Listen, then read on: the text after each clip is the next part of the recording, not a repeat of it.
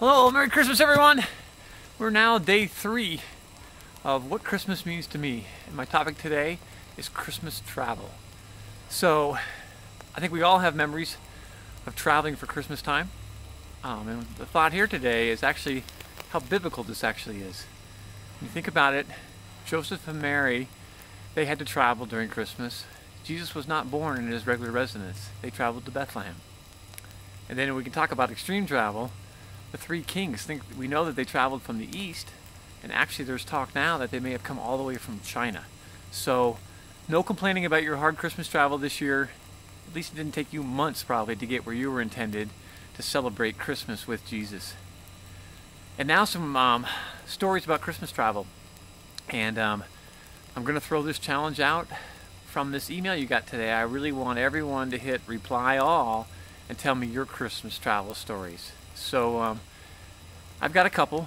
They don't really relate to when I was a child. They're more to the time when I became an adult and I had to suffer through the travel stuff. So my big challenges early on were coming home from school at Utah State in Logan, Utah, back to home. It was about a 1,000-mile trip in the winter across northern Nevada, then over the Sierras. So I had definitely had some challenging trips.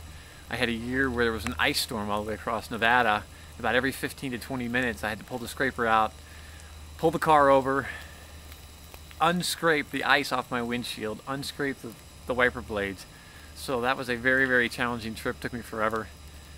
Probably the most unusual though was at the end of finals, goofing off, I tried to jump off a flight of stairs and I jumped too high, and so what happens is while I'm still midair, my head hit an open exposed beam and I was knocked unconscious while still in the air. So that was not the most graceful landing ever, since I was unconscious when I hit. When I came to, there was a big pool of blood on the ground and my knee was killing me. I had hyperextended it. So my drive home that year was with fresh stitches in my head and a tightly ace-bandaged knee that wouldn't bend. So every time I wanted to shift, I had to grab my leg with 2 hands and move my leg over to push the clutch pedal in. So those are some of my extreme bad trips.